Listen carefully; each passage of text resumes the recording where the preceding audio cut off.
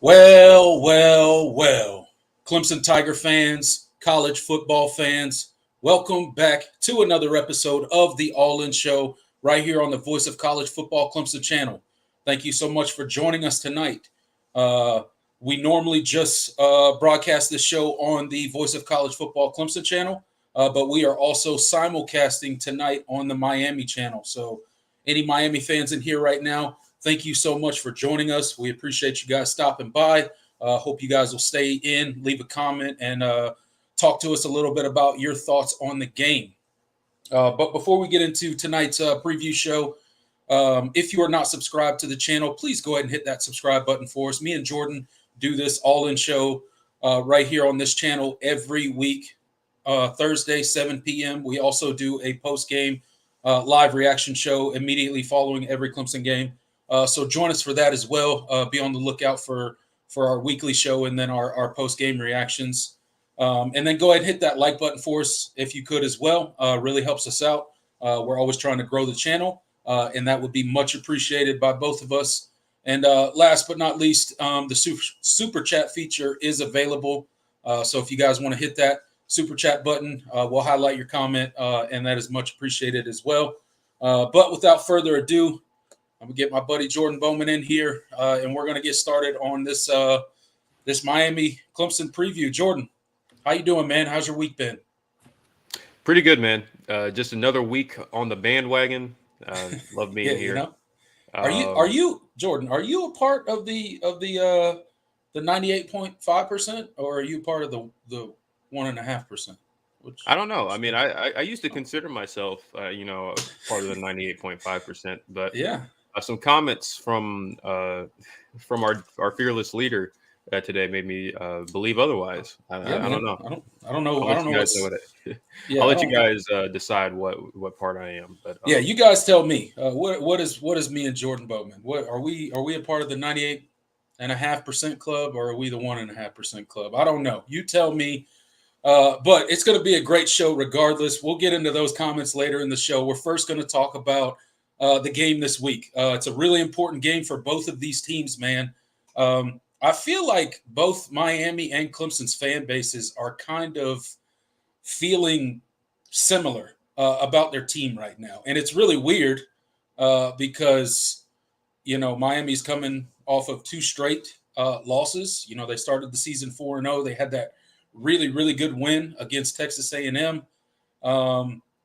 and they look to be quietly heading in the right direction. And then they dropped two back-to-back, their first two conference games, and things are looking bleak for the Miami fan right now. And the Tigers similarly, but a little bit different, right? We have won our past two games, previously dropped games to Duke and Florida State, but I think we have a lot of the same feelings as far as we're not really sure about our teams to this point in the season. We are now, it's crazy, we're halfway through the season already. We're already halfway through the season. Now we're looking to the second half of the schedule, and it doesn't get any easier for the Clemson Tigers. We take on Miami this Saturday, 8 p.m. on ACC Network down in Miami. And that's going to be a tough game for us, and we're going to get into it. But we also got, Notre Dame coming up. We got North Carolina coming up. We got South Carolina at the end of the year. They're not playing really well right now, but still a rivalry game. You can never, count those as a win automatically. So a lot of work to do for the Tigers, and we are, of course, coming off of a bye week. So one of the big things that I wanted to touch on first before we get into Clemson versus Miami is kind of the health of this Clemson Tigers team. If you've been following Clemson football, you know that we have been down Nate Wiggins ever since the Florida State game. He's missed a couple games now. We're also down Antonio Williams, our best receiver from last season, has been out since, I think, the Charleston Southern game. He hasn't played, so it's been a little bit longer for him. And then Sheridan Jones, all of a sudden last week, heading into the game, he was obviously going to be a starter, and then he couldn't play with headaches and all sorts of stuff. So Clemson needed to get healthy. I think the bye week came at a good time. Do you think there will be any rust from any of those guys coming back? Probably not Sheridan Jones. He only missed a game, but talking more so Nate Wiggins and Antonio Williams. How do you think they'll be heading into this game? Because according to Dabo, we should have everybody back for the Miami game. So all hands on deck, minus the guys that we've lost for the season. Yeah, I mean, I don't think you can rule it out. I mean, there's always an element of rust when you haven't played football, for an extended period of time, even if it's a couple of weeks, because it's such a physically demanding sport, and you have to continuously keep your body in shape and in game shape. And when you're not playing and when you're not practicing, it definitely hurts your ability to do that. So, I mean, I don't think you can rule it out, but you have to trust that they've been vigilant in their preparation, and that especially when it comes to Nate and Antonio Williams, those are two guys that Clemson leans heavily on both sides of the ball. You can't rule it out, but I think it's better to have them on the field than not. That's for sure. Yeah, absolutely. And I think there will be some elements of rust there. And Nate Wiggins is going to be asked to do a lot in this game. Miami's got quite a trio of receivers heading into this game. I think their top three receivers have combined for 99 receptions. They got 1,354 yards and 12 touchdowns, and that's Restrepo, Young, and George. So, they can really, stretch the field at times. Miami's been an explosive team, so I do think our secondary is going to get some work this Saturday. But keeping with the injury, Miami's got some injury news of their own, right? Tyler Van Dyke, their starting quarterback, got banged up last week against North Carolina. There's reports coming out of Miami that he had his leg all wrapped up on Monday for the media availability and stuff like that. Do you know any insight on what the status is of Tyler Van Dyke? How healthy is he? It seems like he's probably going to play, but I think that could be a big piece in this game if he's not quite as mobile as he normally is, seeing how the Clemson pass rush has started to get home in the last few weeks. So that could spell a little bit of trouble for this Miami offense. Yeah. Well, before I answer that question, I see some allegations being leveled at me in the chat. That they think that this hoodie is Carolina blue. No, thankfully not. It's Clemson. It's gray. Oh, see, look at that tiger paw. I think it's probably just the lighting that makes it look kind of bluish. I see it. I kind of see it now. But it does look a little blue on the camera. But yeah, it's probably my ring light. Probably need to readjust it. But Yeah, no, this is you'll never catch me wearing Carolina blue on this show. That's for sure. I mean, I'm from North Carolina, so I mean, that would do a lot of that would surprise a lot of people back home. That's for sure. Yeah, anyway, when it comes to Tyler Van Dyke, Mario Cristobal has been pretty adamant. I mean, he's one of those guys that's like, we don't talk about injuries. He kind of comes from um, the whole Saban tree. It's like, we don't really discuss injuries that heavily. And he's like, you'll know when we know, and all of that, and you'll know when you see them, whether they're playing or not. So that's kind of how he is. But he said that they're good to go, and Miami offensive coordinator Shannon Dawson echoed those same sentiments. So I expect to see Tyler Van Dyke start. Now, whether it is, whether he's 100% or not, that's a totally different question that we could definitely get into. But it's interesting because I believe it's on his right leg. He's a right-handed quarterback, so that's his plant leg, the one he throws off of. So I mean, if it's not 100%. I mean, that could be something. He's not a particularly mobile quarterback, so the QB run game and the scramble game isn't really a huge part of his game and something that Clemson would be overly concerned with to begin with. So I think it more has to do with how he plants his foot and how he is able to get throws off, because he does have a big arm and definitely have to be able to have a strong plant leg to hit some of the second level throws that the Miami offense asks him to make. So it'll be interesting. But this is regardless, it's still a dangerous Miami offense, despite what we've seen the last couple of weeks. They have some talent. Tyler Van Dyke is obviously really talented as well. So it's going to be interesting. Yeah, it is. It is absolutely going to be very interesting leading up to the game. Like you say, I'm sure Tyler Van Dyke is going to play. The questions that I have is just about his health. If I was a Miami fan, I would be worried. Miami has been an explosive team this season so far. They do have the ability to push the ball down the field, and there could be problems there. And I'm sure the Clemson defense knows this, so I'm sure they're going to come after Tyler Van Dyke. They're going to test him early in this game, most likely to see how comfortable he is with that leg. So, just different things to look at. Another thing that I wanted to hit on is we talked about this last show in kind of the bye week episode that we did last week. One of the big things that's been kind of a hindrance to this Clemson football team this year is the running game, and more specifically, the offensive line. The offensive line has been very inconsistent this season. They've had their moments where they've played well, but I feel like they've had a lot more moments where they haven't played as well.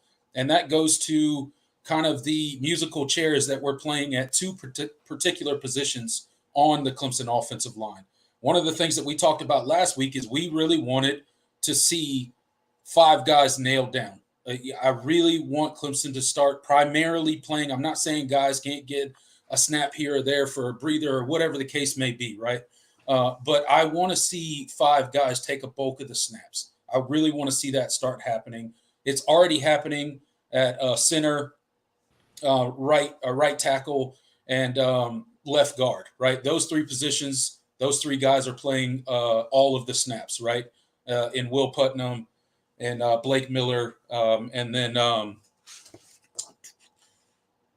Marcus Tate, right? So those 3 guys are locked into their position. They're playing all of their snaps. Now we got right guard and left tackle. Last week, Walker Parks is out for the season. He was our right guard. He went out for the season.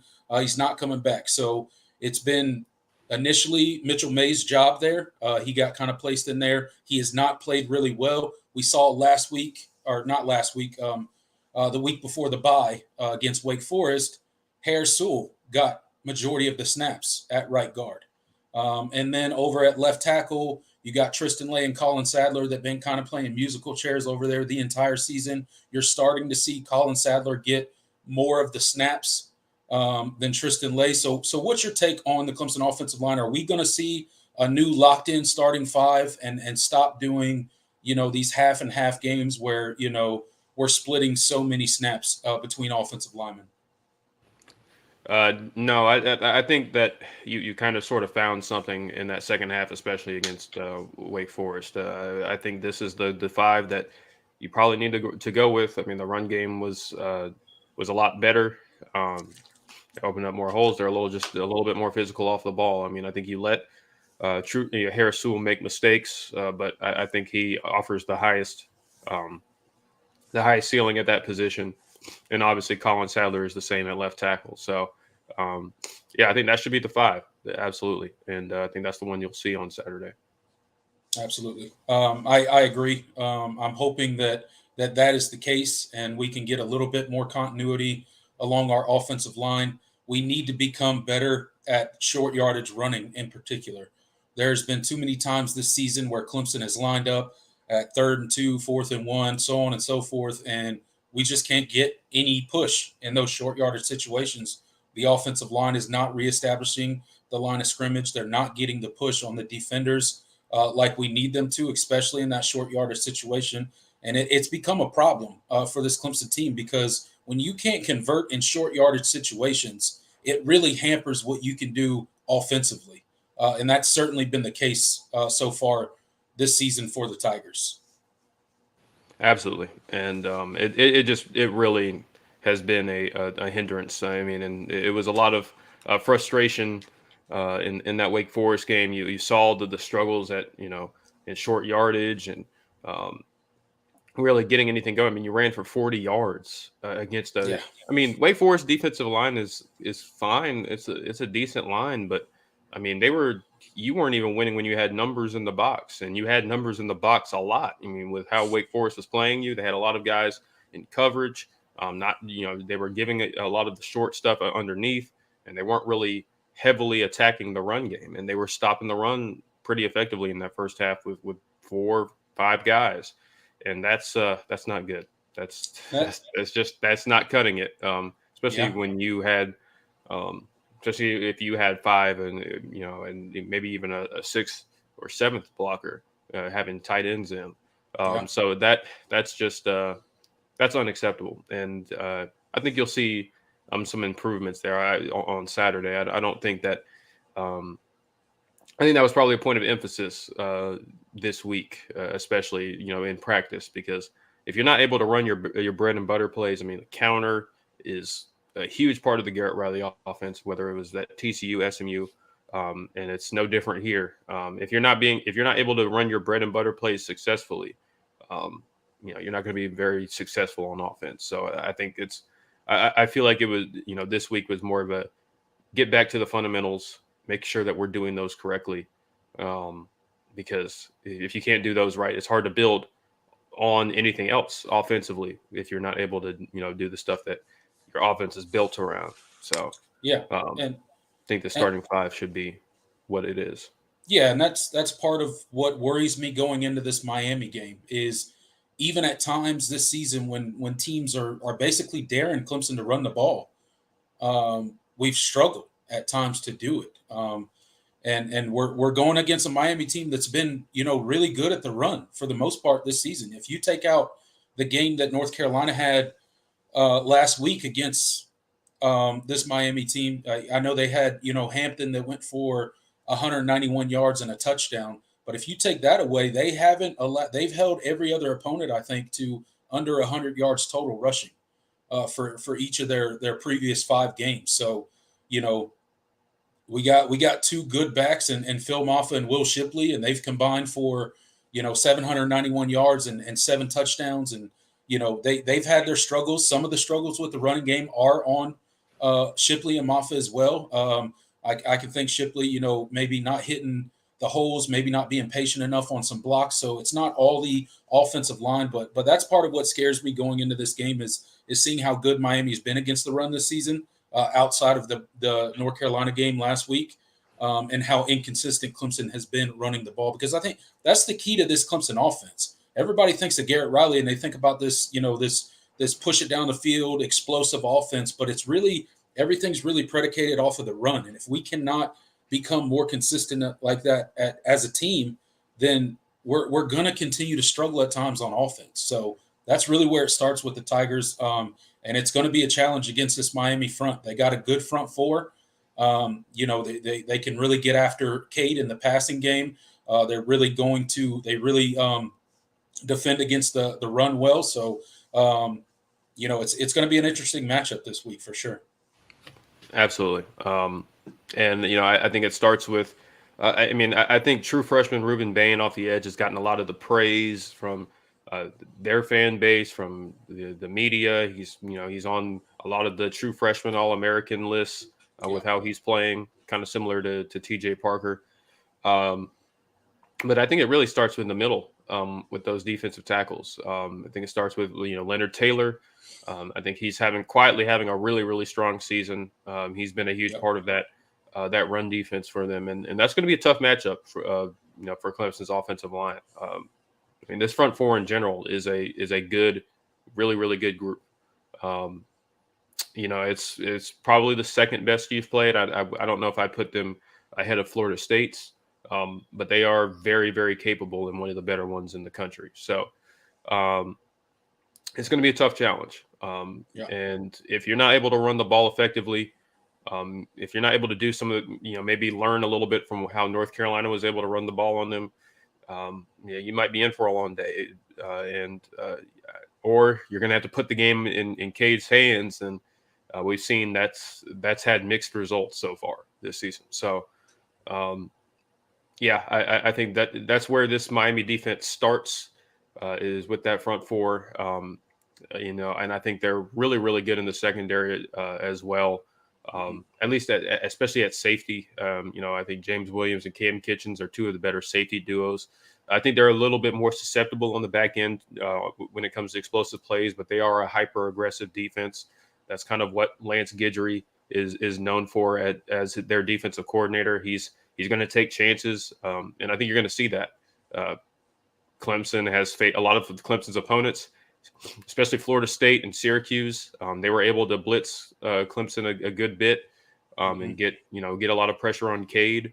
I think you're going to see that from Miami. I think they're going to take some chances, play Clemson's receivers man to man and send pressure, because I think so far on film, Clemson has shown they struggle a little bit more when there's when they speed Cade's clock up. I think Florida State in that first half really played off and at times and didn't send as much pressure, and Cade sat back and picked them apart. And I think Miami is going to try to avoid that and send a lot more pressure. Yeah, absolutely. I definitely think that will probably be Miami's approach to the game. They're going to try to pressure Cade. This is a team that has forced multiple interceptions in more than one game this year. So they're a defense that is going to, like you say, take chances. They're going to try to bait Cade into making some mistakes, and we've seen Cade make those mistakes. Now he's continued to get better this season. He's grown as a quarterback, as he should, and as we thought he would. But they're definitely going to pressure him. The offensive line is going to have to stand up in the face of that pass rush. They're going to have to give Cade some time. I do think, like you say, there is some exploitability on the back end of this Miami defense. If we can get Tyler Brown loose, if we can get Antonio Williams loose down the field, I think we can hit some big passing plays if Cade has time to read the defense and make a good throw. So it's really going to be predicated on that. But I think there are going to be explosive plays for Clemson to be had in this game. I think the downfield passing game, we got to take some shots. We took 0 shots downfield against Wake Forest. That has to change in this game. Yes, this offense is predicated off of the running game, and that's going to be a big part in whether Clemson has a successful outing as an offense or an unsuccessful outing as an offense. But we got to take shots downfield. We have to challenge that secondary. And I think if we do and the protection holds up, there's going to be some big plays from the receiving corps this week against this Miami defense. Absolutely. And another thing I'll point out, and I kind of skipped over them. I do think the definite weakness for this Miami defense is with their linebackers. They've kind of been up and down. Corey Flagg is the leader of that group. He's a really good playmaker, really good downhill guy, but I think the linebackers in general have been exploited by some of the opposing offenses in coverage. I thought Clemson did a good job with that against Florida State.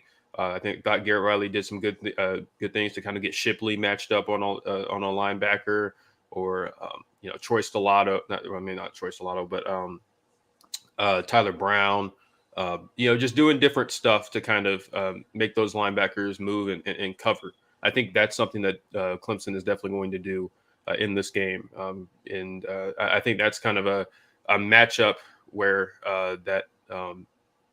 matchup that they'll be able to exploit. So I think, I think that's kind of where Clemson should focus a little bit as well, because I think those linebackers are, while they're solid, I think that's definitely the weakness of their defense. Yeah, definitely some different ways that this Clemson offense can attack. We got 46 people in the live chat right now watching us. Thank you guys so much for showing up. Thank you for the Miami fans over on the Voice of College Football Miami channel. We appreciate all you guys being in here. Go ahead and hit that like button for us. It's much appreciated. And we will turn the show over to you guys a little bit later on and get to all your comments. We kind of let you guys drive the show the last 10 or 15 minutes of every show. So let's switch gears, Jordan. Talk a little bit about the Miami offense and the Clemson defense and that kind of matchup. How do you see this Miami offense trying to attack this Clemson defense? Now, mind you, this is a Clemson defense that is really good against the run as well. Miami hasn't been great running the football this year. Clemson's very good at stopping the run. We're getting healthy at our corners, our secondary. Again, this game, we talked about it earlier in the show about Nate Wiggins making a return. First time we're going to see him in 2 games. And then Sheridan Jones, he missed last game with some headaches and stuff like that, and some nausea, all that he had going on. But our 2 starting corners are cleared. And what I will say is we did have Toriano Pride step up. You got Jaden Lucas has grown a ton this year. So we got some options at secondary. How do you think they play against this kind of trio of Miami receivers that I mentioned earlier in the show, who've combined for some pretty crazy numbers? 99 receptions, 1,354 yards, and 12 touchdowns, and that's Restrepo, Young, and George. They got a kind of these trios, and Tyler Van Dyke's a guy that, he's got a big arm. He likes to push the ball down the field. They've been explosive. So how do you see this Clemson defense attacking that kind of approach from the Miami offense? And how do you think our secondary, specifically our corners and safeties, will fare against this passing attack that Miami has? Yeah, I think it's a really interesting matchup. Watching Miami so far this year, I think they've done a good job. I don't think this wide receiver group is particularly great. I think they have a good group of receivers. I don't think they have a true number one. I mean, I think Xavier Restrepo has been kind of the reliable target for Tyler Van Dyke this year, the guy that they really like to get the ball to. And I think Colby Young is a big play guy. He's tall.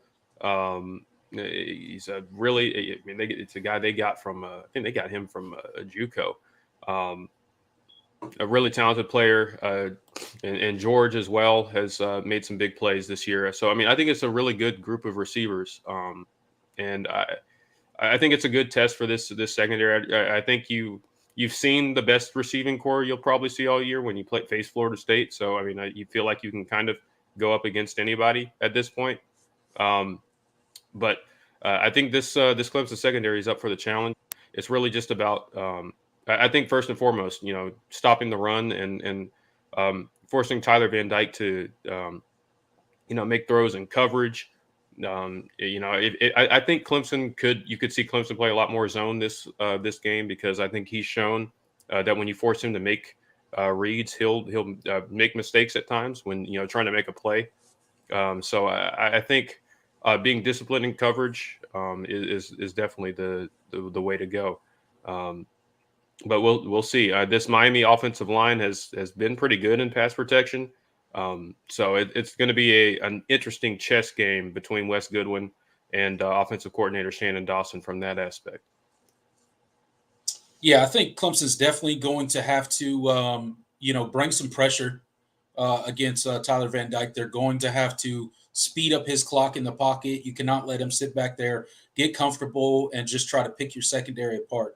I think our secondary is much improved this season. We've done really well not allowing explosive plays on the defense, which is something that we've struggled with in the past. We're much better at not allowing those explosive plays. You talk about the game against Florida State. I mean, Nate Wiggins, did a great job against Keon Coleman, right? Like he did an amazing job in that game. And then you saw as he went out, his backup came in, and that's where the game-winning touchdown was scored, right? So I feel good that we're getting a guy like Nate Wiggins back. That we got, guys like Toriano Pride and Jaden Lucas and Sheridan Jones, veteran guys that are Sheridan Jones, a veteran guy we can lean on. But I think it's really going to start with, the defensive line and how much pressure are they going to be able to place on Tyler Van Dyke? How uncomfortable are they going to make him? Can they get him off schedule and frustrated early? And that'll make it a little bit easier. The linebackers, they've struggled a little bit in coverage so far this year. So like to see them do a little bit better job with that.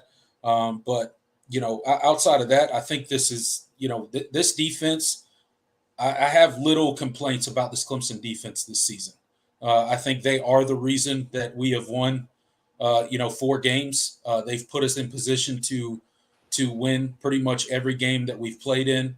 The Duke game went sideways really quickly with all the turnovers in the red zone. But this offense, the Clemson offense, has put the defense in poor positions. Even last week, or not last week, before the bye week against Wake Forest. And they stood up. They did not allow. Clemson had 2 turnovers again against Wake Forest, and we didn't allow that to them to score any points off of those turnovers. So this defense has played really well this season. I think another big portion of the game, Jordan, is going to be the turnovers. We know as Clemson fans this year, turnovers have haunted this team. We cannot seem to get over the turnover bug. We can't seem to push past it.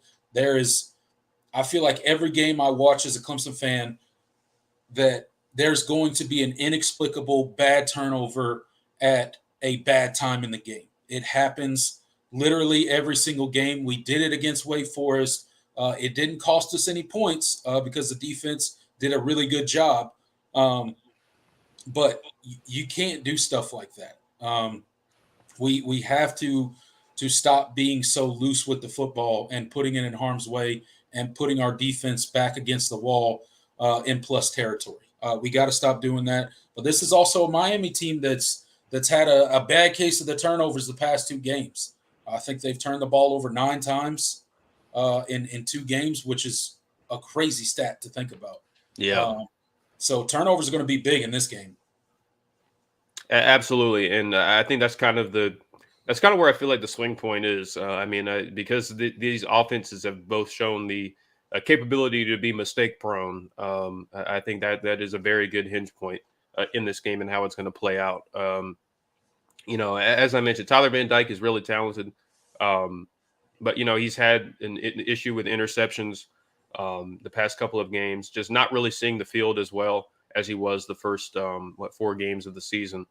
So I think you can't rely on that if you're the Clemson's defense. But I do think that if the opportunities are there, you have to make them. You have to make those plays. Clemson so far defensively has done a good job at taking advantage of those opportunities when they're there and forcing turnovers. So I think that's going to be key. And obviously Miami is going to is a very opportunistic defense on the other side as well. So you can't make those same mistakes as well.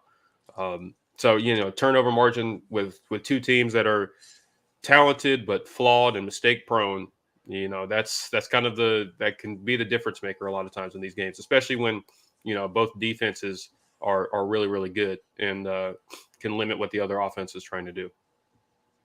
Yeah, absolutely. All right, let's talk about special teams. Another sore subject for our Clemson Tigers. I hope this game doesn't come down to a kick. I can tell you that Clemson's kicking is not good. this season. I think we're something like 4 of 10 on field goal attempts this year. Um, it's been a comedy of errors in the kicking game. It kicked off, or it started with the Duke game, week 1, where Robert Gunn just could not get the ball past the line of scrimmage. Basically, every single Oh one of man. them got blocked. It was rough to watch. We then turn around and go get Jonathan Weiss, who was enrolled in Clemson, but he was doing long distance learning. He was about to take a job in New York. We bring him in for the Florida State game. He misses a 28-yard game-winning field goal. And that's pretty much par for the course with the kicking game so far this season for the Clemson Tigers.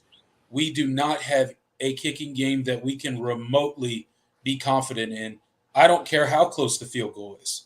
I just mentioned the one at Florida State. It was 28 yards. It doesn't get much closer than that for a game-winning field goal, especially in a game of that magnitude, and we couldn't get it done. Now, I'm not blaming Jonathan Weiss. He got kind of thrown into a bad situation, and I think he's done the best that he can. But honestly, Clemson's kicking game has been a very weak point for the Tigers this year, and I don't think a bye week solves any of that. Yeah, and I mean you mentioned coming down to a kick. You don't want it to come down to a kick on the other side because Miami, on the other hand, has a really good kicker. Andres Borregales has been one of the better kickers in the ACC for the last couple of years. Continuing in the footsteps of his older brother, who was also kicked for Miami, was really, really good. They kind of have a little kicking dynasty down there in South Beach, that's kind of where you have to get the points. You have to finish your drives, because if you're not converting on field goals and Miami is, I mean, those are difference makers in a game, as far as points are concerned. So don't let it come down to a kick, please, God. Don't let it come down to a kick. Finish your red zone drives. Clemson has been one of the worst red zone offenses so far. Miami has struggled at times in the red zone the last couple of games.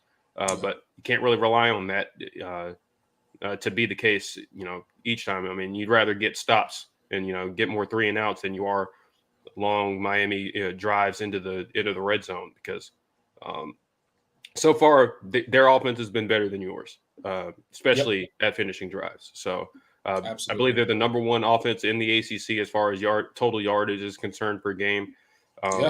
So it's, this Miami offense is balanced and they're going to, when you give them opportunities, they take advantage of it more often than not. They've been really good this season. I mean, really their past 2 losses is, it's mainly been, turnovers. It's just really killed them. And even in the games where they turn the ball over, a million times, it seems they're still putting up 400 and 500 yards of total offense. So this offense has the ability to really move the ball up and down the field. It's going to be a huge test for this Clemson defense. These front 7 are going to have to buckle down, not let them have a lot of success on the ground, and force Tyler Van Dyke to kind of to win it with his arm. And I know he's got a cannon of an arm, and he can absolutely win it with his arm. But I do think we have the ability to get pressure, and our corners have the ability to stand up well enough. But it's going to be interesting. This is a balanced team. They've put up a ton of yards. If they can clean up those turnovers, this is going to be a very tough game. But Miami can't roll out there just like Clemson can't and turn the ball over 2, 3, 4 times and expect not to get blown out, because Clemson will get blown out if they do that. Miami likewise will get blown out if they do that. So turnovers is going to be, I mean, we're not breaking any news here. It's not anything crazy we're saying, but these 2 teams in particular are coming into this game struggling with turnovers in bad situations.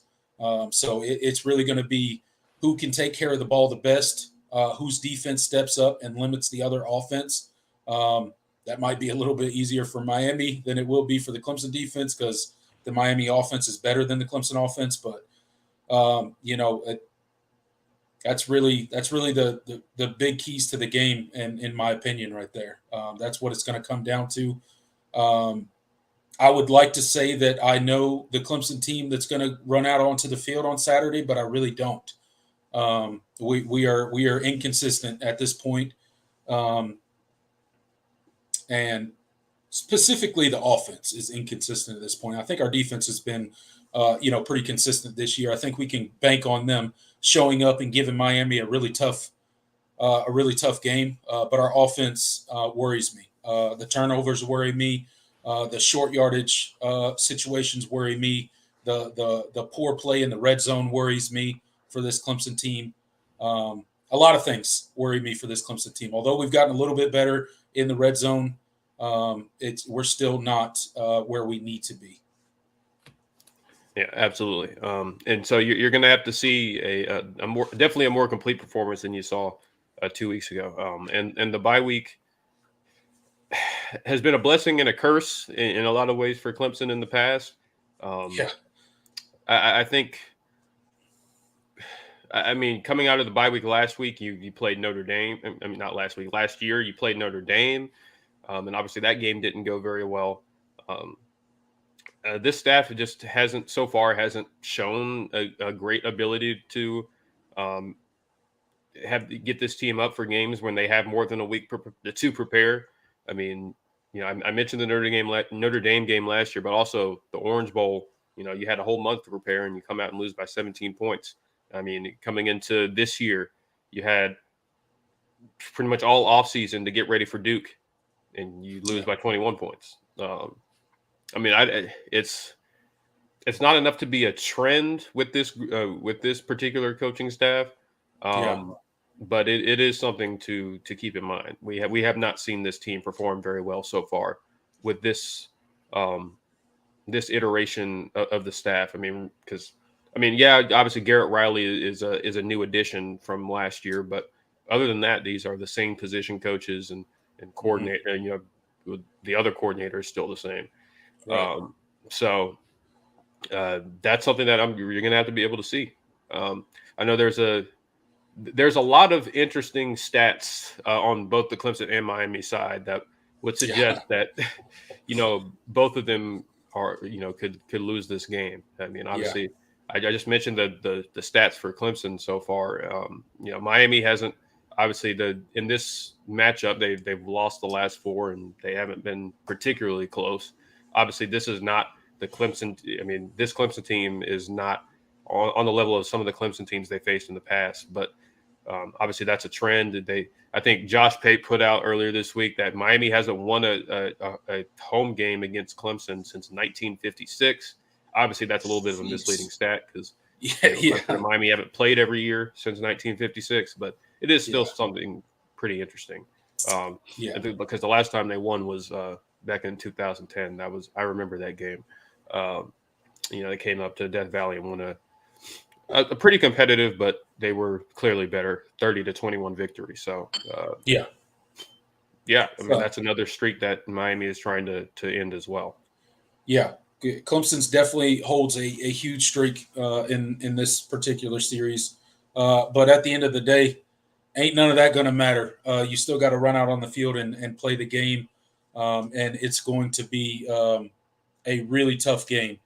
And this is really a game that both teams need badly.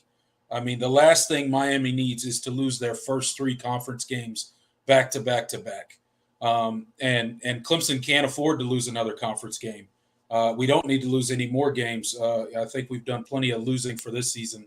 But this is an important game in the conference, in the grand scheme of things for probably the feel of the program. Whatever team loses this game, the fans are going to be highly, highly upset. Whether that's Clemson or Miami, there's going to be an extreme reaction from the fan base that loses this game. I can promise you that.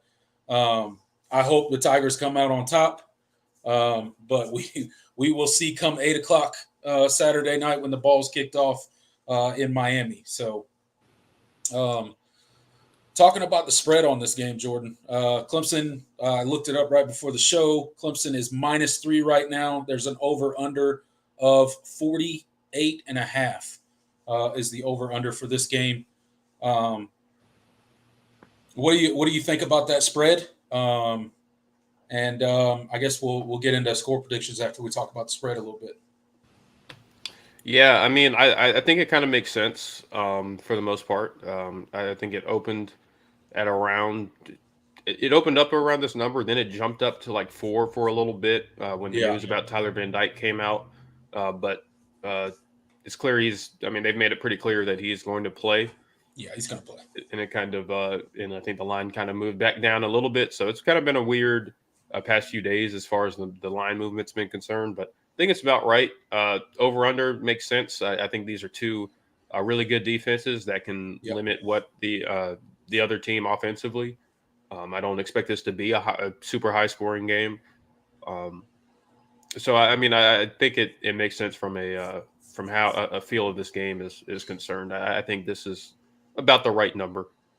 Yeah. But I would not touch this game from a if I'm betting, I wouldn't touch this game. You're not gonna bet Honestly, this game. I think there's a lot of variability in how this game can go because I don't think Miami is as bad as I don't think either team is as bad as their last outing showed. That's for sure. Yeah. I don't think Miami is as bad as their last two outings it showed. Right. So I mean, there's a lot of variability here because these are two really talented, but not perfect and flawed teams. And Miami is trying to kind of get over that hump. They haven't been able to beat Clemson in recent years, and Clemson is trying to kind of salvage their season. I mean, both programs are. So there's a lot that can happen when you take that into account. Yeah, high pressure situation, very important game for both teams. The last time Clemson played in this stadium, we played Tennessee, and it did not go well. So we need a little redemption in this stadium. Hopefully, it comes in the form of beating the Miami Hurricanes Saturday night for our Clemson Tigers. But it's going to be a very interesting matchup. It's going to be an interesting game. What team is going to shoot themselves in the foot less than the other team because these two teams have become far too good at hindering and hampering themselves and creating too many opportunities for the opponents they are playing. So important pieces in the game. Let's get into the score prediction. I think we covered all of our points we wanted to cover about the game and the matchup. Now the only thing to do is give our score predictions and then let the cards fall where they may on Saturday night. When we're watching the Clemson Tigers and the Miami Hurricanes face off in Miami, Florida. So I know you've done a couple shows. I'm sure you've given score predictions out there. I think you did one on the Miami channel, right? I did. Yeah.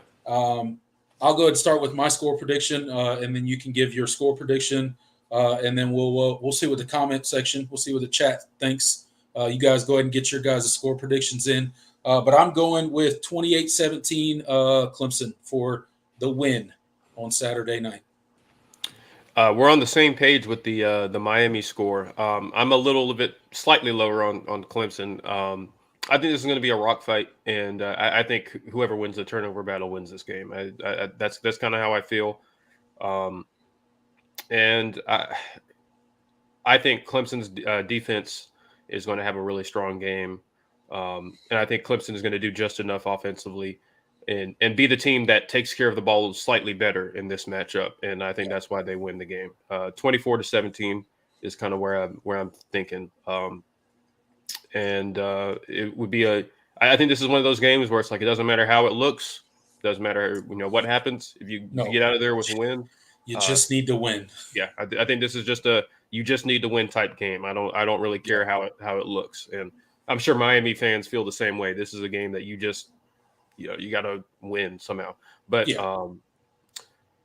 wouldn't surprise me. I don't have, if I had to give a confidence meter, I'd probably like a 3 or 4. I as far as the score prediction is concerned. But I think Clemson can win this game. I think they should win this game. But Miami is absolutely, especially if they bounce back to kind of their Texas A&M form and some of the earlier games this year.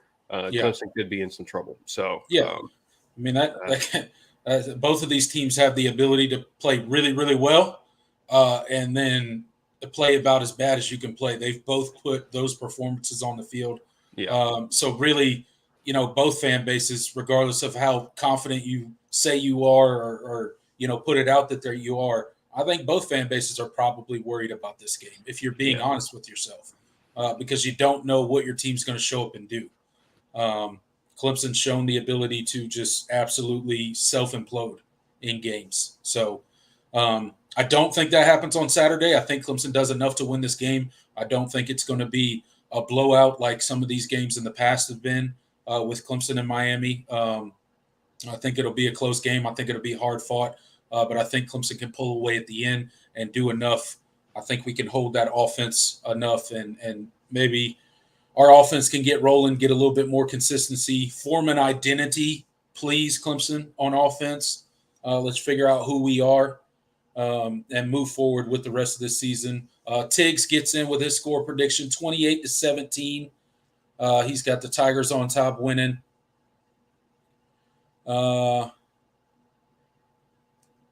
Beast Mode is a Miami fan. He's excited. Good. I'm glad you're excited. Show up to our post-game live. We'll be doing a post-game live video right here on the Voice of College Football Clemson channel. Show up. We'd love to have you on the post-game show. Get your thoughts on the game. Michael Foster says 31-10 Clemson. Big Mick says he just wants this team. Yeah, I hope it's 31-10. That'd be great. It'd be amazing. I just want this team to establish an identity. Absolutely, man. Someone to establish themselves as the leader of the team. Totally agree.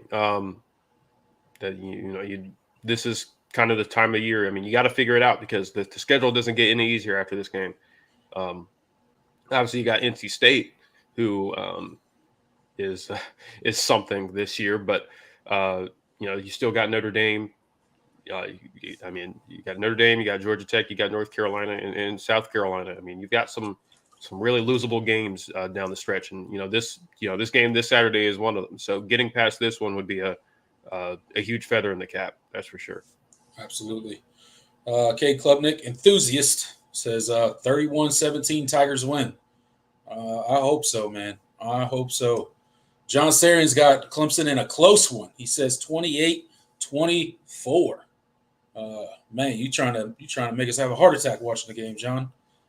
I hope we get a little bit more cushion than that. I don't know if I can handle it. I don't think I would either, but hey, I would take it. I would take it nonetheless. I would take a win, but it would not feel good watching that game. Being heart failure by the end of it. If Clemson's defense do their job, the offense will score mid-40s. I wouldn't be mad at that. Yeah. That would definitely change the purpose. If Clemson scores 40 plus on this defense, I would be a little surprised, but to say the least. But you definitely feel a lot better moving forward. Absolutely. Tiggs gets back in, says the Tiger fan in me says 56-3, but the realist in me says 28-17. Yeah. We all could don some orange-colored glasses and get crazy with the score predictions, but we got to keep it realistic. 24-13 Clemson. Okay. Defense had a good day, man. Hold Miami to 13 points. That's a good one. Let's see. We got anybody else in here. Ryan Smith gets in, says these teams are spitting images of each other. Coming from a Canes fan, I don't know what to expect, and y'all should have beaten Florida State. Yeah, that Florida. Don't remind us. I don't want to get into that Florida State game, man. That game hurt. That was a tough game for us. That was a hard post-game reaction for me and Jordan to get through. That was a rough one, man. But like I said, we said it in the show. We don't know what to expect. So, Herschel Bradley gets in here and says 41-17 Canes. We got our first Canes score prediction in their favor. So shout out to you, man. Hopefully you stop by our post-game live. We'll be right here on this channel. for the post-game live video. That's the Clemson channel, not the Miami channel. So stop by after the game. We'd love to have you. I don't have a good feeling about this one. Clemson 13, Miami 31. Another prediction for the Canes. I don't think anybody has a good feeling about this game on either side. Yeah, I don't feel pretty confident. You are certainly not alone. All right, Michael Foster. Dabo made his comments about the fans to get the pressure of this team. That's a good segue, Michael, because me and Jordan talked about this before we came on live, hanging out in the back room tonight before we came on the show, and we said we were going to get through the Miami prediction first. We were going to get through all of that stuff, and then we would address these comments from one Dabo Swinney, head coach of the Clemson Tigers. And I guess there's no better time than to go ahead and get it out of the way, Jordan. So to set this up, everybody's already seen the comment. There's been a million reaction videos done out there about this. So we're not telling you anything new. We're just going to give you our opinions on what we think about what he said and how we feel about it. So he basically said, I'm paraphrasing, that sometime there's fans out there that are not happy if you don't go undefeated and win a national title. And essentially the bandwagons got a little full. So some adversity in the form of losing games might not be a bad thing in thinning out the bandwagon. Obviously referring to bandwagon fans, referring to fair weather fans, referring to people that are only with you if the team is good, is essentially what he's saying. I have a lot of thoughts on this. Jordan, you can go ahead and kick it off, and I will follow you. When I first heard that sound bite, I was a little taken aback. This isn't the first time that Dabo has kind of railed on. I wouldn't say railed on the fans, but has been critical of the fan base as far as their reactions and stuff. But this one felt a little bit different. I did not care for a lot of those comments. That is for sure. From a standpoint of, I think he grossly misinterprets what the fan outcry is about. I don't think fans are upset that Clemson's, they're not going undefeated. I mean, that's a hard thing to do. And that's not the standard every year. I mean, Clemson has how many undefeated regular seasons in school history? Like 4 or 5, maybe. Yeah. In school history. I mean, that's an unrealistic expectation. I think the problem is there has been a clear decline from, the 6 straight college football playoffs, 2 national championships, Yes. Being one of the top 3-4 teams in college football on a consistent basis. There's been a very clear decline from that. I mean, it's pretty evident. It's it's not really a debate. It's not really something that's controversial to say. And I think it's within a fan's right to ask, well, why did this happen? Yep. And when there are a lot of things that you can point to, from the struggles on the offense and the origins of that, whether it's Dabo not using the transfer portal, whether it's the internal hires on his coaching staff, whether it's roster management. I mean, there are a lot of things that you can talk about with this program and why there's been a step back. And I think that's what fans are upset about. I don't think it's that Clemson isn't going undefeated. I think it's, is Clemson doing everything it possibly can to stay, at a particular level. I mean, Dabo has talked about, expectations and all of that, but I don't understand why the ire is at the fan base and not, looking internally and saying what can we do to be better, because while Clemson on paper, their roster is better than it's been in years past, from a talent standpoint, from if you I mean, I know recruiting rankings aren't the gospel, but you know, Clemson's recruiting acumen from 2020 to 2023 is even bigger than it was, on the national championship runs, and yet the results on the field haven't really shown that. In fact, they've declined, and so I think that's fair to ask. I don't understand why that those comments were made in particular, and especially talking about losing more games and calling fans bandwagons for being critical. I thought that was just in really, really poor taste. So Yeah. I mean, and it makes you kind of wonder what the mentality is. I know he doesn't mean it in that way, and I know he said later, it was a joke. But I think in that kind of situation when fans are just are frustrated and wondering why the team isn't performing up to expectations, when you were talking about in the offseason how every class since 2014 has won a national championship or won a championship, and you guys are on the clock. He goes from that to, well, maybe we need to lose a couple more games to thin out the bandwagon, and getting upset at the fans for the team not meeting expectations. I think those are valid. I think that's a kind of a silly thing to do, and I think fans are well within their right to to be critical and wonder what's up. Now, there are obviously there's a fringe portion of the fan base always that's going to take it too far and, say things that are pretty outlandish. I mean, there's not really as much as people like to think there isn't really a vocal, well, there isn't really a large majority of fans that are like, oh, we got to fire Dabo and we got to do all this, and that. I don't think that's the answer, and I don't think that's what the most of fans feel about this program. No. I think I think there needs to be. I think fans want to see some sort of change in how Clemson does operates, and maybe and not a gross overhaul in philosophy where you sacrifice everything that makes Clemson what it is, but you also need to evaluate, self-evaluate and be like, there are things that we are doing that we're causing us to fall behind, and we need to change how we do things in order to not continue to do that.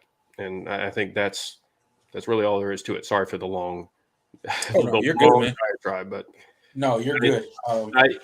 I wanted to be calm about this because at first I was pretty taken aback by those words, but I definitely had some time to sit on it and give a more leveled and calm reaction to it. Yeah, absolutely. And I'm with pretty much everything you just said, Jordan. One of the biggest things that kind of irritate me about what Dabo Swinney said was the fact that he acts like that fans complaining is just based off of we're unhappy that we're not undefeated and winning national championships. And I think that's just a lazy opinion and a terrible take. And to come out as the head coach of a major college football program and say something, whether joking or not, to the effect of, well, maybe we need to lose a couple games. Maybe some adversity is good to lighten up the bandwagon. Why are you coming at the fans? We have nothing to do with the declining performance that is trotting out on the field every Saturday for the Tigers. The fans have nothing to do with that. And we are fully within our rights, like you said, to ask questions. We're not mad that we're not winning a national title every year. That's not the point. Dabo is missing the entire point of the questions that the fans have. And yes, they're legitimate questions. Do I know how to run Clemson better than Dabo Swinney? No. Am I a better football coach than Dabo Swinney? No. But guess what? At the end of the day, I know I can look at the game. I watch every Clemson game. Most of the times I watch them twice. Every game. I can tell when there's a decline. Like, I don't have to be a football coach of Dabo Swinney's caliber to look out on the field and be like, there's something wrong. Like, there's a clear decline in the performance of this team. But we're recruiting the same that we always have. And in some cases, the talent has increased on Clemson's roster. So something's not matching up. Something's not marrying up. There's something wrong in this Clemson program. That's what fans are addressing.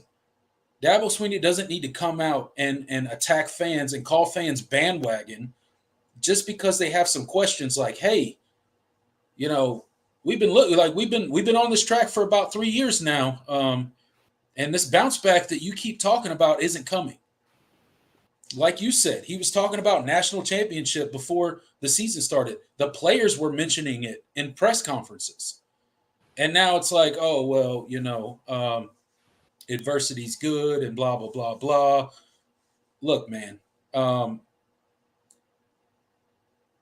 some of your biggest supporters and the people that do a lot for this program as far as supporting the brand and buying tickets and supporting the team in all sorts of ways are the ones asking the questions. They're not asking because they don't care about the team. They're not asking because they're personally attacking Dabo Swinney. I know there's a group of the fan base out there that is just absolutely off their rocker. They're in every fan base. They overreact to everything. They want everybody fired after every single game. They want every player benched and kicked off the team as soon as they drop a ball or throw an interception or whatever. There's that group of the fan base. That's not who we're addressing. We're addressing the majority of the fan base that is just simply looking at what is being presented to us on the field on Saturdays and saying something's changed. This isn't the same. We are not performing at the level that we should based off of our talent and that we should based off of where we've been. Dabo set the standard. He's the one that did it. We've gone over it time and time again on this channel. He set the standard. He set the expectations for Clemson football. We are simply just asking, why are we not meeting the expectations anymore? Why has the standard started to slip? Why do we not look as good as we looked before? It's not about losing to Duke or losing to Florida State. That's not yeah, we don't want to lose those games, obviously. But it's the way that this team is playing. It's the way that they execute, the way that they're not executing on the field is the problem. And it's visible for anyone. You don't have to know how to diagram offensive plays and run the best defense in the country to look at Clemson over the past 2-3 seasons and be like, man, they do not look the same. That is not the same team. Right. Our offense has consistently struggled for 3 years now. What's wrong? What's the problem? Because something's wrong. It has to be.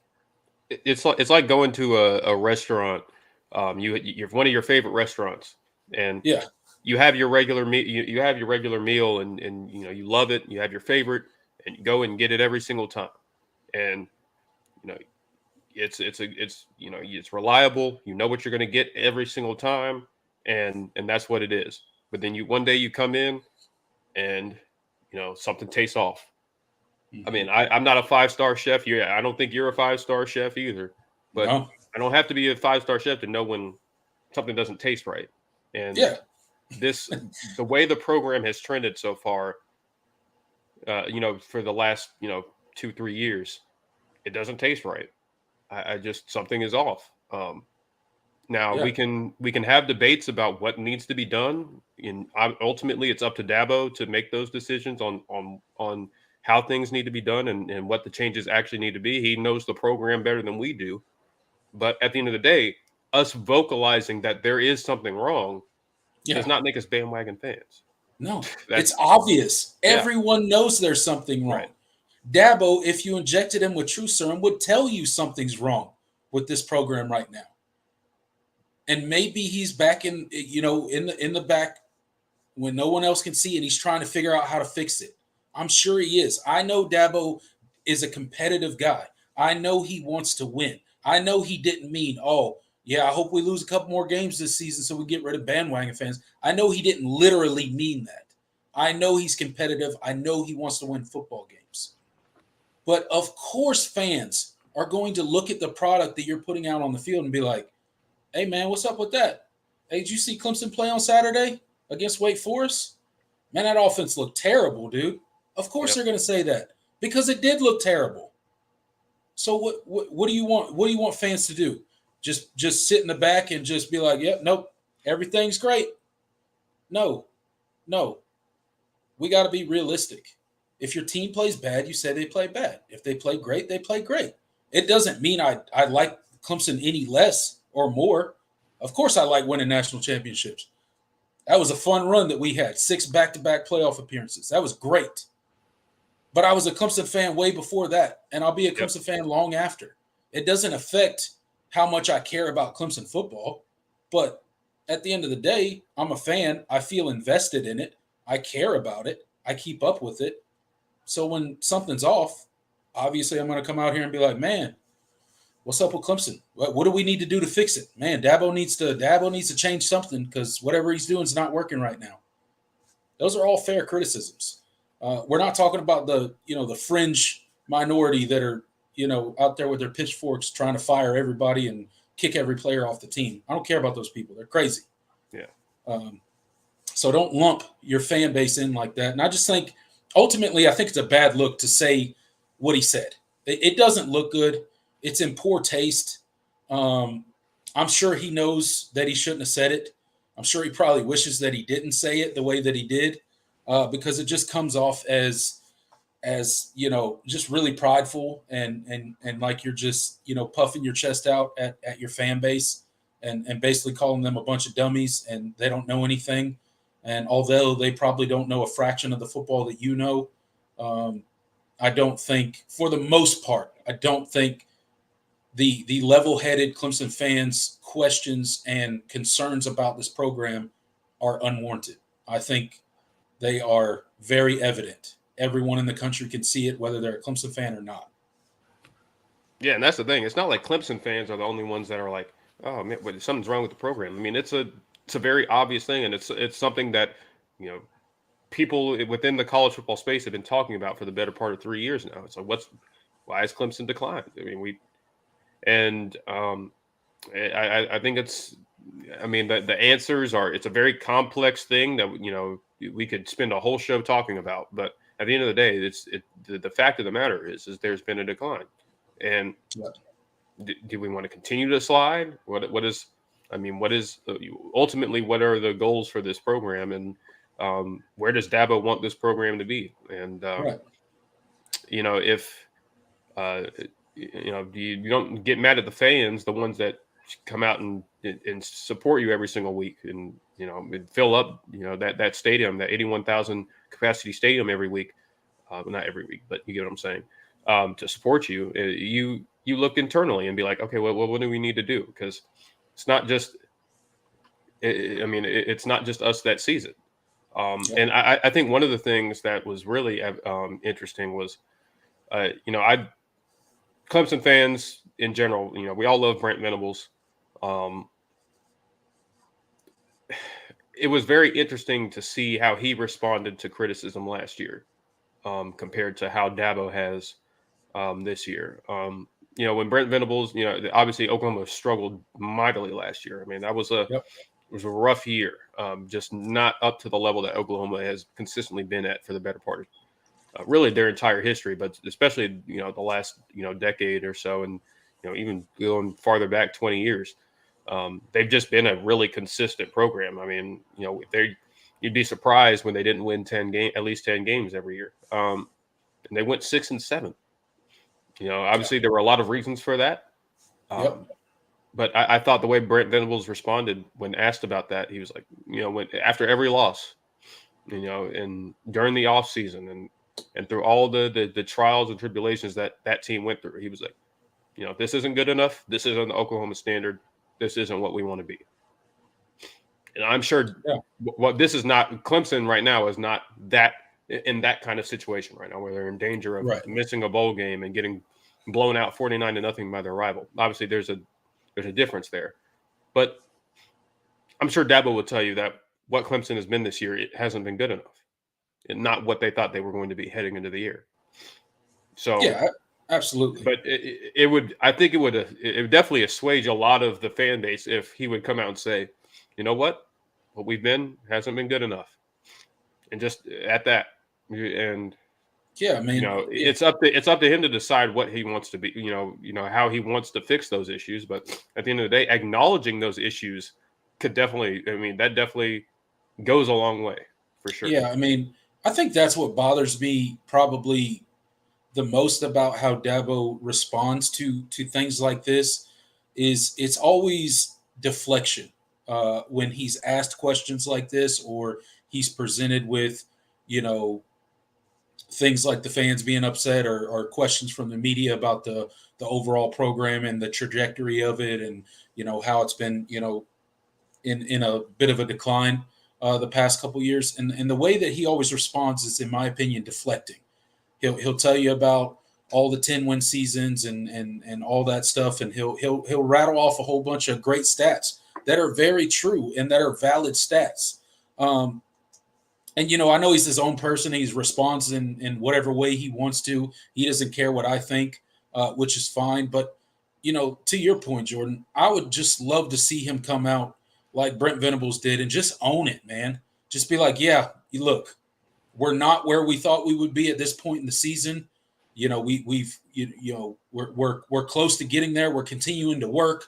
We're continuing to build. We haven't given up. We haven't played up to our standard so far this season, but we're not quitting. We're going to continue to work. We're going to continue to get better every single week and keep pushing forward. Just that small statement alone would quail so much of the noise that the fan base is making right now. But when you constantly come out, when you're presented with questions like this, and you do the deflection of naming off all your 10-win seasons and your ACC championship games and your national titles, and oh, we got this and we got that and we've done this and we've done that. That's not owning it, man. Just own it. Own it as the leader of the Clemson program. You are the guy at Clemson. You essentially run Clemson as far as the athletic side goes.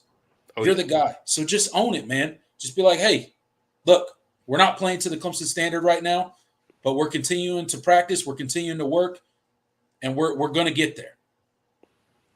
That's all you got to do, man. In my opinion, that's all you got to do. I would love to hear Dabo come out and say some version of that, and then I would be a lot more calm because I'd be like, okay, he does recognize that this program does have issues, and we're going to work to fix them. It may not be overnight. That's fine. I don't need it to be overnight. I just need to know that he knows that we're not being crazy. Like these are issues that are very obvious and evident in the program. So absolutely. Whatever. He's not going to do that though, so it doesn't matter. Yeah. Well, he did. He hasn't. He's made it. He's made it been clear. So that he's not going to. So. Yeah. So. But I gotta get on out of here. Got to drop out a little early. Thank you guys for tuning in. I mean, Craven, you can stay on and answer more questions if you want. It doesn't matter. I got to get on out of here. I have an arrangement. So I will see you guys on Saturday. Well, yeah, probably 11:30-ish. I mean, it's gonna be a late game, so it's gonna be a late game. Yeah. Probably 11:30, 11:45, somewhere around there. We'll see how many penalties and reviews we got. Yeah. But I'll see you guys after the game. Should be an interesting post game show. No matter the result. Go Tigers. See you guys on Saturday. Absolutely. Thanks, Jordan. Later, man. Later. All right, guys. That's going to do it for basically the planned part of the show tonight. I'll turn it over to the comment section now. If you guys got any questions for me, anything you want to talk about, go ahead and get it into the comment section. We'll stay on here for about 5 or 10 more minutes or something like that. Excuse me. And then we'll go ahead and get out of here and get ready for this Saturday. Clemson taking on the Miami Hurricanes, 8 p.m. on the ACC network.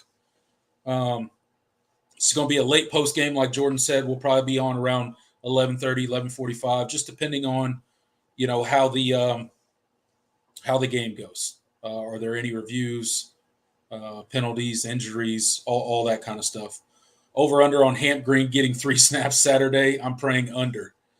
Yeah, John. I'm going to go under on that. I'll go under on he will get probably 0 snaps on Saturday. Antonio Williams is going to be back with the emergence of Tyler Brown, Troy Stellato. I don't think Hamp Green will see any playing time on Saturday unless Clemson starts, getting way ahead, a blowout, which I don't see coming. But that'll depend on that. But I don't think he gets playing time on Saturday for sure. Will, thanks for getting in, man. Notre Dame, man. Appreciate you coming in. Hey, Tiger Paul Craven, do you think Cade has made progress this year? I absolutely think Cade has made progress this year, Will. He's gotten better every single week. He had a really bad game against Wake Forest. He was not very accurate. He said so himself. He said he thought it was, probably his worst game right next to Duke, the performance that he put on there. But he's gotten better. His decision-making's gotten a little better. I wish he would stop staring down so many receivers. I think he needs to improve in that. But he's gotten a little bit better with his pocket presence, moving around in the pocket, a little bit better with getting rid of the ball or taking off when he needs to instead of just standing back there so long. So he's definitely made improvements. He's got more growing to go. But again, this is only he's going into his 8th start now as the starting quarterback at Clemson if you go back to last year's start against Tennessee in the bowl game. So this is only his 8th start. He's still a young player. He's still going to continue to grow and get better. So I'm not worried about him. I think he's going to grow into be a really, really good quarterback for the Tigers. Cade will be just fine. Don't worry. SC has potential to finish 3-9, maybe 4-8. Yeah, they are looking rough right now, man. They are spiraling. Our buddies in the upstate over there in Columbia, the concrete jungle, they're not looking too good over there. Poor Shane Beamer's nursing his broken foot because he kicked something apparently, which is hilarious, by the way, completely hilarious. That he came into a press conference and had to address him kicking something and breaking his foot. That's quite funny. Has anyone won a game based on past performance? I think not. Nope. Never happened, not once. What does Clemson's record for the rest of the season after the bye week have to be for you to feel confident about next year? Just curious. I'd like to see us lose no more than, I'd like to see us win out. Obviously, I don't want to lose any more games. But I'd like to see us, if we don't win out, maybe lose one more game. But it's more about how Clemson looks in the second half of the season for me. Not so much about their record. Yeah, I do. I want them to win every single game, absolutely. But it's more about I want to see Clemson develop an identity on the offense. I want their offensive line to become more consistent. I want short yardage running situations to become more consistent. I want some receivers to really step up and become, consistent for a period of time. I think Tyler Brown has done a really good job. We need him to continue because he didn't have a great outing against Wake Forest, right? So we need that success to keep building and continuing. So that's what it's really about for me. It's more about the performance that Clemson puts out on the field, and less about the record at this point. I need to see them improve in some other areas. Over under on wide receiver core going over 200 yards. I think the ability's there, Tiggs, because I talked about earlier. There's going to be some opportunity for explosive plays against this Miami team, I think. It'll also depend on how Miami decides to play Clemson. Are they going to drop back into coverage and dare Clemson to run the ball? Kind of like Syracuse did, right? Or are they going to play them where they load the box, force Cade Klubnik to throw the ball to win the game and hope that he makes mistakes? What's Miami going to do? So that'll depend, but I think we'll go over 200 as far as receiving yards because I do think the big play will be there. I think Clemson will hit a couple big plays that'll be big sparks to this offense if the O-line can hold up and give Cade his time. Cade enthusiast. Sorry. Really broke his foot. Yes. Yep. Yep. Shane Beamer broke his foot. He kicked a locker or a concrete slab. I don't know what he kicked. I'm just making it up. We can make it. What do y'all think Shane Beamer kicked? What do y'all think Shane Beamer kicked to break his foot? Let's get some votes in the chat on that. Who knows what Shane Beamer kicked to break his foot? Things gets in says I see us going 3-3 in the last 6 games. Man, I hope not, man. 3-3? Oh man, that'd be rough. Who would we lose to? Notre Dame, North Carolina, and what? Miami, maybe, or South Carolina. What's the other? I'm sure you're predicting Notre Dame and North Carolina as losses. What's the third loss? This team should take a big jump next year. Cade and Riley will have more time to work together. Yeah, absolutely. And that's what I want to see for the rest of the season is our offense start to build an identity and start to work in the right direction. They don't have to be perfect the rest of the season. I just need them to continue to grow and get better. So we're not dealing with a lot of the same issues coming into next season. End arounds for Tyler Brown. Yeah, I'd like to see that. K Klubnik enthusiast. Absolutely. He's an explosive player. He's really good with the ball in his hands. And if you can get him out in space, he's a problem for defenses. So I would definitely be in support of seeing some of those.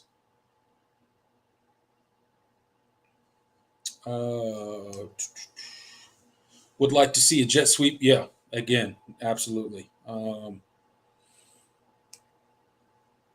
What up, Clemson friends? Go Noles. What's up, man? What's up, Insane Mob? Thanks for stopping into the show.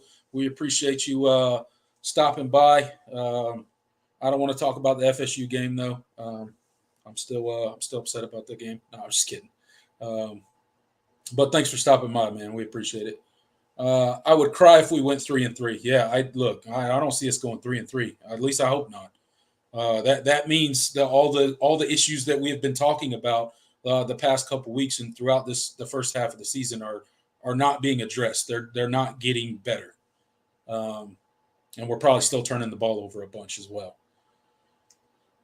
Hunter gets in and says it seems Dabo prefers to rebuild as opposed to just reload. Too cutthroat to stay on top.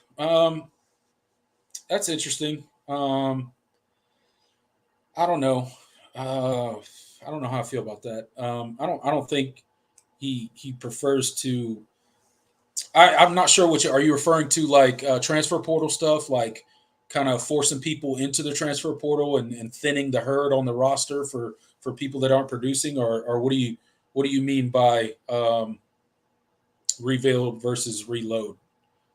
If that's what you're referring to, then Dabo's never going to cut players. He's never going to force somebody into a transfer portal. He's just not going to do that. It's not his style. I don't see him ever doing that. Maybe he will, but I doubt it. I wish they would bring back white jersey and purple pants. They wore last year. What did they wear last year? Last year they wore the purple jersey and orange pants, which is a combination that we hadn't seen since the Tommy Bowden days when we used to do Ring Around the Rosie with uniform combinations, which was kind of irritating in my opinion. I like the predictability of Clemson's uniforms, but I wouldn't mind a uniform variation here and there. But I do like the tradition of Clemson's uniforms and the predictability on what we're wearing. I do tend to lean more towards that side. But again, I don't mind a special uniform here and there. I think that's a cool thing to have every now and then, as long as it doesn't become like what Tennessee's over there doing. I don't think they've wore the same uniform combination yet this season. So I don't know what they got going on. Oregon East, I guess. Oregon East for Tennessee. Happy to see the Tigers on the field. Yeah, absolutely, man. Absolutely, Tiggs. I'm always happy to see the Tigers play. Win, lose, or draw, I will always watch the Clemson Tigers play. It does not matter to me. Of course, I want us to win, but purple jerseys, orange pants. Yeah, that's what we wore last year for the military appreciation game, because we always wear the purple uniforms, but the orange pants are for, championship games, so trophy games. whether that be conference or division or playing against South Carolina, all that stuff. All right. Michael Foster, Dabo going to the portal for defensive end, linebacker, and offensive line. Mark it down. All right. So you're predicting he goes into the portal this offseason, correct? For one of those three positions or all of those three positions. Okay. I could definitely see him dipping into the portal this season. We will probably be losing, both our linebackers. We'll be losing a few defensive end, and we're already pretty lean at the defensive end position. Offensive line, we got a lot of dudes on the roster, but maybe some of those guys hit the transfer portal. Maybe there's some room to bring in some guys there. I don't know what the roster will look like come season's end. I have no idea. But I could see those three positions definitely being some things that they're willing to look at. I just want them to take a transfer at this point so we could just stop talking about the transfer portal so much. Did you happen to see Josh Pate's comments on Dabo's comments about the Miami game? I hope we prove him wrong. Yeah, I watched a little bit. I don't think I watched his entire video, but I saw a couple clips of what Josh Pate had to say, both about what Dabo said about the fans and then also about the Miami game. Josh Pate predicted that the wrong team is favored in this game. He predicted that Miami should be favored in this game and that they will win this game. So I hope he's wrong. I hope we prove him wrong. And if we do, it's going to be a great night, and we're going to have a great post game show to follow it up. Hey, what's up, John? Thanks for stopping by. I appreciate you, man. I was over on the Michigan show earlier today, watching Mark over there. How's your Wolverines doing? What's up with that investigation, John? What's going on with the Michigan Wolverines up there? They out there investigating you guys for something? Y'all guys stealing play sheets and stuff? What is up with that, man? I haven't really read much about it. I didn't even know about it until I clicked on the show that Mark was doing, and they were talking about an NCAA investigation. I was like, wait, what? When did this happen? I guess I was living under a rock this week because I didn't hear about it until a little bit earlier today. I thought you said all three. Okay, yeah. So that'd be rough going, man. I hope we don't go 3-3 the rest of the season. That means, oh man, please no.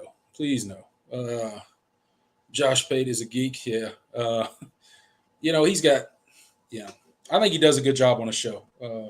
I don't agree with all of his takes, but I think he does a pretty good job. I disagree with what a lot he says about Clemson, but that's just par for the course.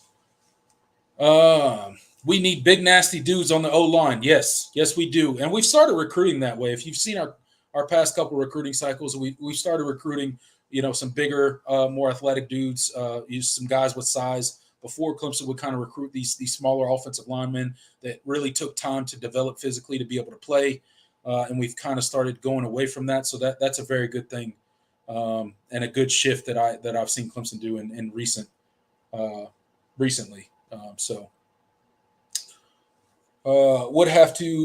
Would have said wide receiver, but Wesco and Moore will take the wide receiver room over. Yeah, I think they're going to be very good.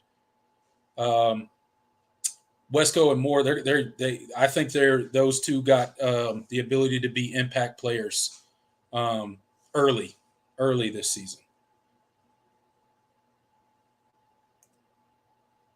Give me 1 second, guys.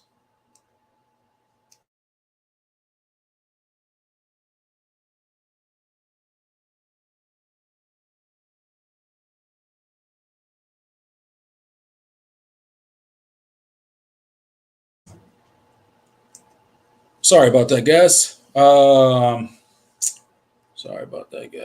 Let's see, John. Michigan studied too hard and is too talented, and coaches are upset about it. Harbaugh has denied the sign stealing. We need to see evidence. Yeah, like I said, I don't know much about it. I just kind of popped onto Mark Rogers' show when he was talking about Michigan today over on the Michigan channel, and I found out about it then. Sounds pretty crazy.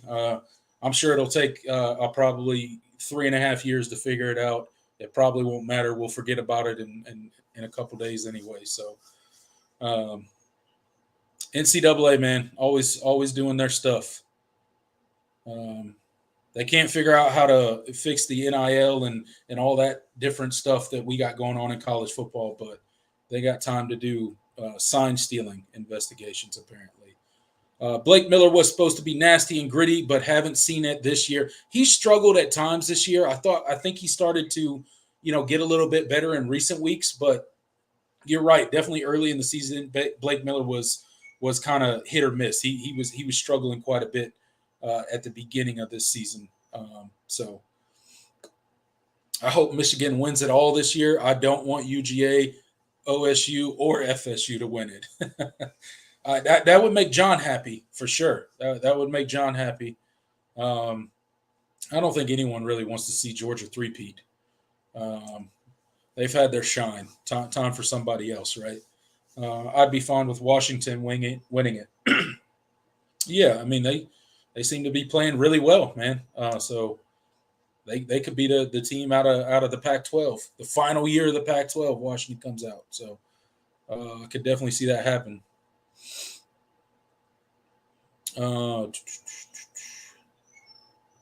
It would be funny if Michigan actually cheated, but I doubt it. Yeah, I don't think. Look, man, sign stealing. I don't know the details of it. Okay, so I probably shouldn't talk about it very much. But it sounds crazy, just in passing, without knowing any of the details. Sign stealing, like what did they do? Like, are they dissecting signs on the sidelines? Are they? What are they doing? I don't understand what is going on with it, but whatever. I'm sure the NCAA won't figure it out. So you can't count on them to do anything right. Right, I don't see it either. Yeah, bringing in proven coaches and players as opposed to slow build. From the ground up. Yeah, so you're talking about like the coaching staff and bringing in experienced coaches. Yeah, that's something that, that's kind of been a question mark from the fans for Dabo Swinney, right? Is, his promoting from within. If you look at his coaching staff, it doesn't have a ton of experience on it other than the opportunities that they've gotten at Clemson. And although I think there's something to be said for, growing coaches from within and promoting from within, I don't think you should solely rely on that. I don't think that's a good thing. That's why I was so excited when we decided to go outside and bring Garrett Riley in to the offense, but none of the other coaches changed out, just Garrett Riley. So, I see what you're saying now, Hunter. I agree. I hope a Pac team besides USC wins it. Yeah, you don't want USC and Caleb Williams up in there. They got some stiff competition. They got some stiff competition. They got beat up pretty bad by your Fighting Irish there. So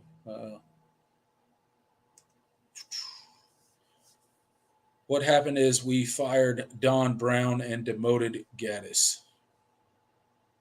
Gotcha. I'm rooting for y'all. Best of luck. Yeah, best of luck to the Michigan, man. Hey, y'all stop over on John's channel, man. He does some really good stuff over on the Michigan channel. He does a really good job over there. Go show him some love. I know there's mostly probably all Clemson fans in here right now, but y'all go show John some love on his channel. He always stops by and hangs out with us for a bit every time me and Jordan are doing this show. So y'all go share the love over there. Pop into his videos every now and then. Michael gets in, says a lot of people just hate Clemson. I have, I mean, look, and when you win, when you were at the top for as long as Clemson was, when they had that big 6-year run of playoff appearances and 2 national titles, yeah, of course you're going to get the hate from people. That's par for the course. That's that's why everybody right now is like, I hope Georgia don't win. I can't stand them. Right, they're at the top. Right, that's natural. That's how college football goes. What the allegations are is that Michigan had people taping the games and looking at the play calls on the sidelines and memorizing them so they knew what was coming. Oh, okay, I got you.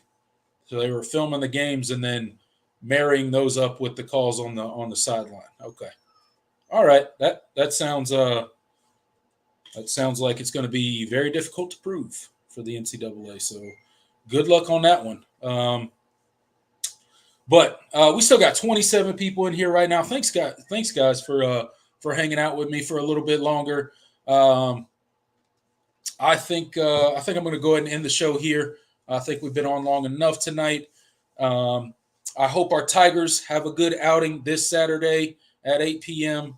I hope we get out of Miami with a win. We need one badly. We need this offense to turn around and become way more consistent. But thank you guys so much for coming and hanging out with me. I really enjoy doing this show, as does Jordan. We love coming on here every week and talking Clemson football. We got 27 people in here right now. Please go ahead and hit that like button for me. Just like Tig said, we appreciate it. And if you are not subscribed, please subscribe. Like I said, we're here every week at 7 p.m. We also do the live post-game reaction. So all you Miami fans that were in here tonight, please come hang out with me and Jordan on the post-game live. Win, lose, or draw, come hang out with us. It'll be a good time, I promise. You can make fun of me, or we could talk a little trash back and forth. It'll be a good time. So I'm pumped up for this Saturday, guys. I can't wait to see the Tigers take the field. But until then, I'm Tiger Paul Craven. I'll see you guys this Saturday around 11:30, 11:45 for the post-game reaction. Thank you guys so much. Go Tigers.